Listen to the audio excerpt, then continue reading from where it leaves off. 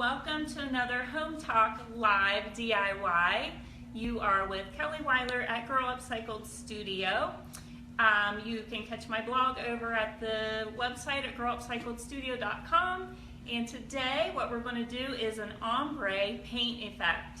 And it's so easy to do, anybody can do this. So let's just go ahead and get started. So the first thing that I'm going to talk about is the paint that I'm going to use, and what I'm using is the DIY paint, and this is called Gypsy Green. You guys are going to love, love, love this color. It's so pretty.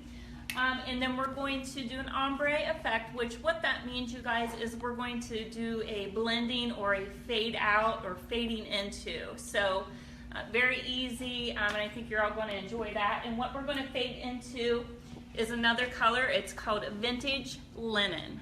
So we're going to go from this darker green into the lighter white color. Just to get started here, I went ahead and I did on the wicker piece, I went ahead and did the inside of this basket just to save us a little bit of time. But what you guys can do, I know we just got through with Christmas, and I hope y'all had a great Christmas. But what's happening is spring will be here before we know it, you know, and this is when you can hit all those yard sales and garage sales and everything and pick up these old wicker pieces. These are great for doing the ombre effect, and what I'm doing right now is called stippling, and I'm just kind of pouncing it, and I'm using what's called a chip brush. So these are very, very inexpensive brushes that you can get from pretty much anywhere. So I just started out by stippling. When you bring these pieces home, guys, from a yard sale especially, you want to make sure that you vacuum it really, really good, and you want to make sure that you spot clean it if it needs to be spot cleaned.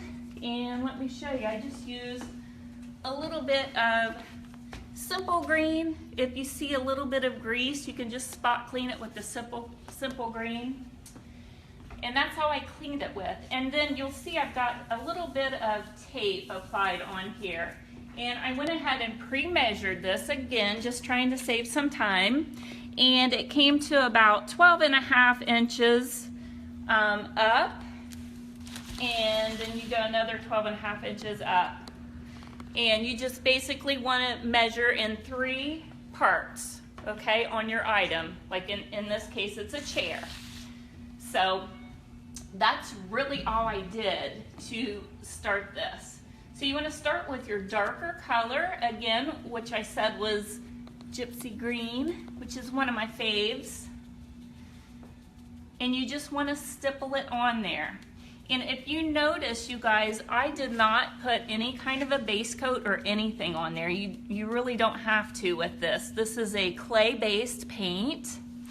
It's an all-natural product, and you really don't have to prime with this. The only time that I would suggest priming is if you're dealing with a piece that might bleed through, or like a dark mahogany or something of that nature. So I'm just taking it up to my little marker.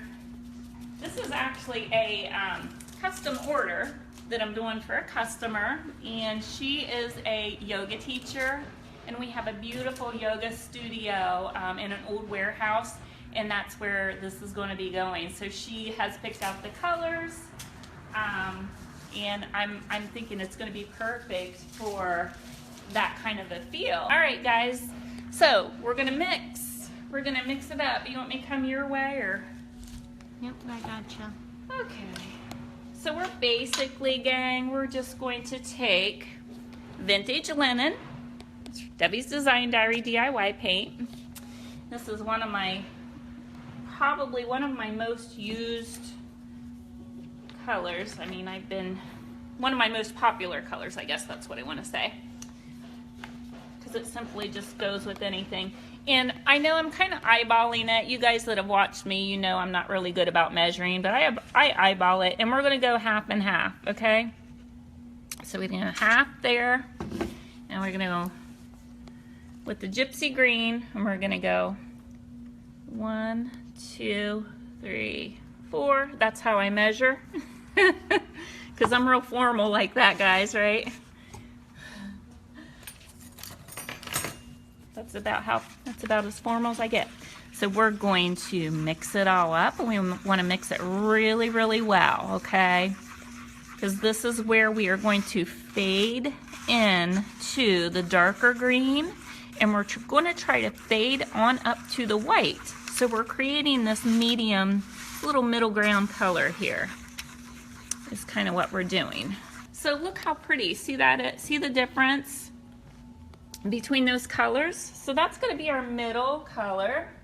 Let me grab a brush. Okay, so we're getting ready to start in on the second color, and here's where we're going. We're going from here down to here. So what I like to do, I like to take it full strength into the middle, and I'm going to work my way down.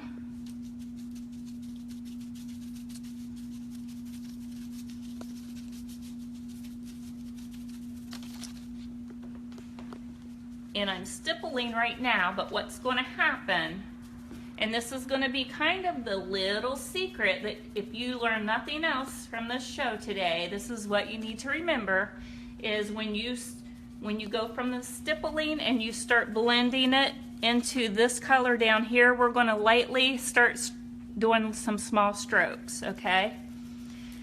Because what happens when we marry these two colors together, I do not want to completely cover that dark green, okay?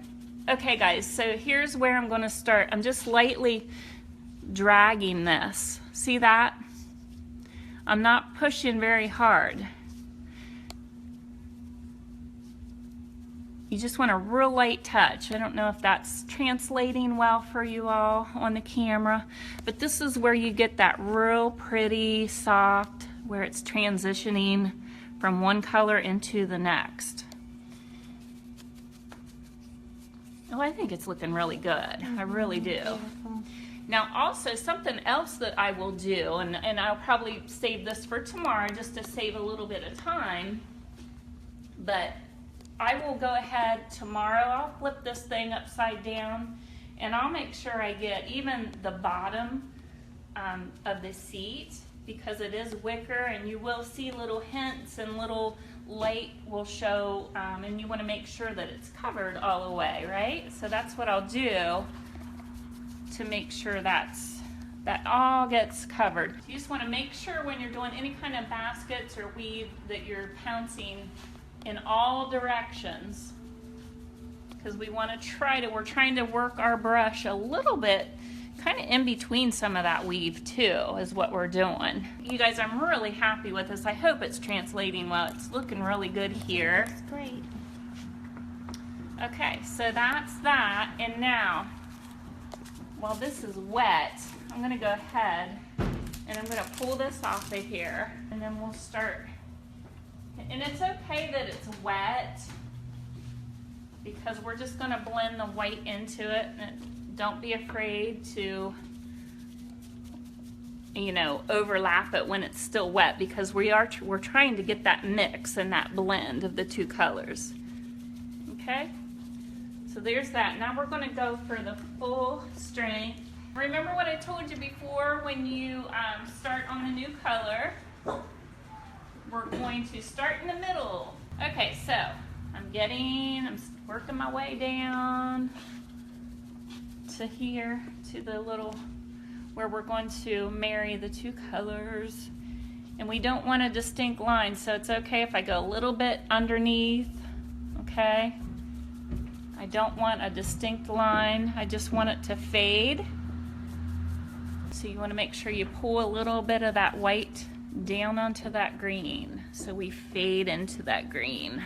And I'm working pretty fast here, guys, because I like to, since I'm blending and we're blending, I like to work really fast so my paint is still a little bit wet. Now with the DIY paint, the one good thing that I like about it, say if I had a customer come in and I had to walk away for some reason, I can reactivate this with a little bit of water, so it is kind of forgiving that way. I gotta step back and look for a second. That looks good, guys. I'm really liking it. So that is what I just did when you kind of work on something for, you know, as long as I've been standing here working on this. You do want to kind of give yourself a break and step back and look at it, and you'll get a better visual because I'm like right up on it. So when you step back, it really gives you that faded look where you can really tell where it's faded out. It's gone from the dark to the light. So here we are back at the point where we're marrying the two together, and we just want to drag it. This is, like I said, if you learn nothing else today and you're trying to do ombre, make sure when you marry those two colors together that you do that very subtly. And this is basically what you do all the way around, gang. So I think y'all get the kind of the drift of what we're doing here. Just make sure you fade it really, really well. Clear coat it if you care to. You could use a non-yellowing clear spray if you wanted to give it a nice little sealant. But yeah, so we ready for the unveiling? Yeah. So this is the final look that we have. This is one that goes with the chair that I just did. It's also going to the yoga studio. This one we used, I used 3 colors on this one. I used Mermaid Tail. I used my favorite, which is Old 57 on the middle. And then at the top, we faded into Vintage Linen. So this is kind of a good little feel for a 3 different colors. With that, you guys make sure you pop over to girlupcycledstudio.com and check me out on Facebook too. We'll see you guys at the next one, okay? Thank you. Bye.